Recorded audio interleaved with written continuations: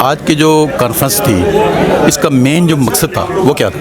हमारा मकसद था कि हम यहाँ पे ओवरसीज़ कन्वेंशन में आए हैं और जिस तरीके से हम उसमें सेटिस्फाइड जा रहे हैं, या अगर अनसेटिस्फाइड होते तो यहाँ हम मीडिया को और आवाम को बताते हम सेटिस्फाइड जा रहे हैं। ओवरसीज़ पाकिस्तानी फाउंडेशन जो है उसके चेयरमैन कमर रज़ा सैयद ने बहुत सक्सेसफुल ये काम किया है अपनी पूरी टीम के साथ मिलके, और सिविलियन और एस्टेब्लिशमेंट के तमाम इदारों ने उसका सपोर्ट किया है। तो I am going very satisfied. अच्छा, ये बताएं कि ओवरसीज़ पाकिस्तानियों के मसाइल जो हैं, मसाइल क्या हैं? सबसे बड़ा मसला तो उनका ये है कि यहाँ पे अगर वो इन्वेस्टमेंट करते हैं, कोई प्रॉपर्टीज़ बनाते हैं, किसी फैक्ट्रीज़ लेते हैं, तो यहाँ का जो लीगल सिस्टम और जुडिशल सिस्टम है उसमें जो स्टे का आंसर है वो उनको साल तक ख्वार करता रहता है। अब हमसे वादा किया गया और ऐलान हुए आज कि हम इनको स्पीडी ट्रायल के ज़रिए जस्टिस देंगे और ओवरसीज़ को यहाँ आने की भी ज़रूरत नहीं होगी, वो अपने अपने मुल्कों में बैठ के एविडेंस दे सकेंगे। क्या समझते हैं जो कॉन्फ्रेंस हुई है वो कामयाब रही है या नाकाम रही है? कॉन्फ्रेंस कामयाब रही है। अब उसकी इम्प्लीमेंटेशन जो वादे हुए हैं हम देखेंगे कि वो किस हद तक कामयाब होते हैं। क्या मैसेज देते हैं? मैं समझता हूँ कि पाकिस्तानी कौम एक रिजिलियंट कौम है, स्ट्रॉन्ग कौम है। इन्होंने कई पहले भी चैलेंजेस कबूल किए हैं, आज भी जो इनको चैलेंज है इससे ये बाहर सक्सेसफुली निकल आएंगे। जी बहुत शुक्रिया, थैंक यू।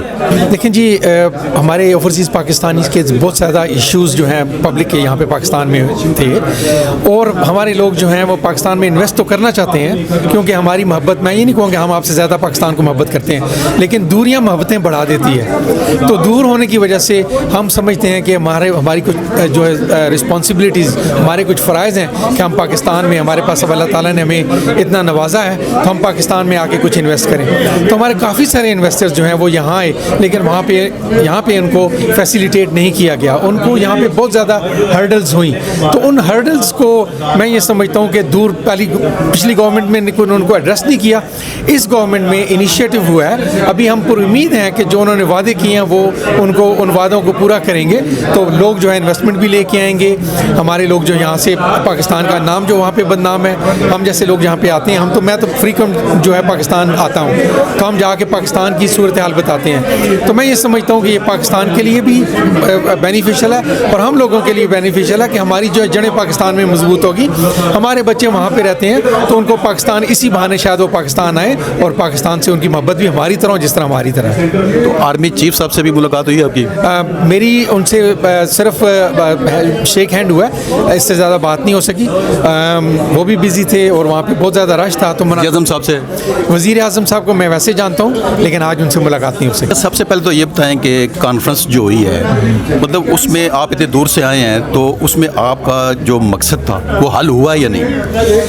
नहीं, वो बेसिकली मकसद हमारा नहीं था, मकसद तो इनका था, गवर्नमेंट ऑफ पाकिस्तान का, या जो OPF बनी। अगर रियलिटी में देखा जाए तो वो अपने शो में कामयाब हो गए हैं। तो हमारे लिए तो, कुछ लोगों के लिए, देखिए हर आदमी की अपनी सोच होती है, कुछ लोगों के लिए तो उन्होंने बहुत कुछ दिया, क्योंकि किसी का प्रॉब्लम है शायद PAE है, क्योंकि वो जब दूसरी एयरलाइन में बैठते हैं उनको मज़ा नहीं आता, वो चाहते हैं PAE हो, तो उसका कुछ प्रॉब्लम है। मेरा प्रॉब्लम जो है, जो बेसिक एजुकेशन है यहाँ की, और वो एजुकेशन जो कि लोगों को दिमागी तौर पे बीमार बना रही है। हर मौलवी उठ के गालियाँ निकालना शुरू कर दिया अमेरिका को, अमेरिका का जो यार है, गरदार है, बचपन से सुनते आ रहे हैं। तो आपके सारे काम तो अमेरिका ही करता है, आप वहाँ इलाज कराने क्यों जाते हैं, आप वहाँ करने को जाते हैं। थोड़ी सी ये लोगों को एजुकेट किया जाए कि दुनिया के साथ मिल के रहना। मेन मकसद तो था जी पाकिस्तान के हम लोगों को बुलाना और हमें रिस्पेक्ट देना, और क्योंकि पाकिस्तान को जो हम सपोर्ट करते हैं कि बैकबोन है, क्योंकि हमारे रेमिटेंस आते हैं पाकिस्तान में, तो वो इन्वेस्टमेंट के लिए था कि मकसद तो उसका था कि हमारी इन्वेस्टमेंट्स और हमारे तहफ़्फ़ुज़ात दूर करना, कि जो हमें पाकिस्तान से हैं कि हमारे प्रॉपर्टीज़ के इशू सॉल्व नहीं होते, हमारी प्रॉब्लम सॉल्व नहीं होती बाहर बैठे हुओं की। नादरा हमें वहाँ पे बहुत सी कंट्रीज़ में डील नहीं करता, लेकिन अब उसके प्रोमिस किए गए हैं। तो शहबाज शरीफ साहब ने कहा है, हमारे प्राइम मिनिस्टर ने, कि 60 डेज़ में हमारी जो प्रॉब्लम्स हैं वो सॉर्ट आउट होंगे, कोर्ट लगेंगे हमारे लिए स्पीडी। सो लेट्स सी कि अगर वो पूरे करते हैं, नहीं तो फिर अगले साल हम भी आएँ, कन्वेंशन भी आएँ, दोबारा कर लेंगे। अच्छा, ये बताइए कि ओवरसीज़ जो पाकिस्तानी मतलब ख़वातीन हैं, उनके क्या मसाइल हो सकते हैं या हैं? सिर्फ 3 हम UK से आई हुई थी। ये बहुत वो था हमारे लिए भी शॉकिंग कि सिर्फ मर्द हैं ओवरसीज़, औरतें उनसे ज़्यादा हो सकती हैं। भाई हम रिप्रेजेंट करती हैं, तो वो ये थोड़ा सेटबैक था कि औरतों की कोई रिप्रेजेंटेशन नहीं थी। मैसेज औरतों का तो कोई इस तरह का मसला नहीं है। मसले हमारे साझे ही हैं। जो मर्दों को मसले हैं वही हमें है कि हमारा नादरा का होना चाहिए, हमें उसका करना चाहिए। हमारी वो जो प्रॉपर्टीज़ हैं उनको कंप्यूटराइज़ करें आप, वो सेव होनी चाहिए, क्योंकि हमें कभी नहीं पता कि पाकिस्तान में हमने इन्वेस्ट करना है कि कल को वो हमारे पास होनी है जगह कि नहीं होनी। इसी वजह से पाकिस्तान में हम जैसे लोग जो हैं वो इन्वेस्ट नहीं करते, क्योंकि हमें डर लगता है। तो है ओवरसीज़ को इनकरेज किया जाए कि यहाँ पे आके इन्वेस्टमेंट करें ताकि पाकिस्तान इकनॉमिकली स्ट्रॉन्ग हो, नंबर 1। और इसके अलावा जो है ओवरसीज़ हैं जो पाकिस्तान के अंदर वह उनकी जो मुश्किलात हैं वो पाकिस्तान गवर्नमेंट कैसे हल कर सकते हैं। अच्छा, ये बताएं कि कॉन्फ्रेंस जो हुई है अभी तो ओवरसीज़ पाकिस्तान के वाले से, तो वो उसका आप कह सकते हैं कि कामयाब रही?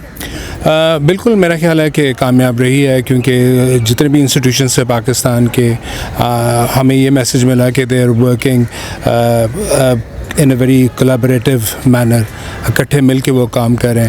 और मेरा ख्याल है कि जब यूनिटी हो, सब लोग मिल के काम करें तो वाई नॉट, डेफिनेटली कामयाबी होगी। बहुत ज़रूरी है कि अगर पाकिस्तान को एक जो है Pakistan needs to be a great nation, वो बहुत ज़रूरी है कि हम सबसे पहले एक दूसरों की इज़्ज़त करें।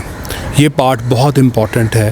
प्यार से रहें, मोहब्बत से रहें। मैंने पहले भी कहा कि हमारा ताल्लुक़ हम हज़ूर पाक सल्लल्लाहु अलैहि वसल्लम की उम्मत से है, और उनकी ज़िंदगी का तरीक़ाकार क्या था। उनकी ज़िंदगी जो थी, मैं हमेशा कहता हूँ his life was about others. वो हमेशा दूसरों के बारे में अच्छा सोचते थे, अच्छा करते थे। और मैं समझता हूँ जो लोगों का ये माइंडसेट है, जो दूसरों के बारे में अच्छा सोचें, वहाँ पे प्रॉस्पेरिटी होगी, खुशहाली होगी, कामयाबी होगी। जी, बहुत शुक्रिया।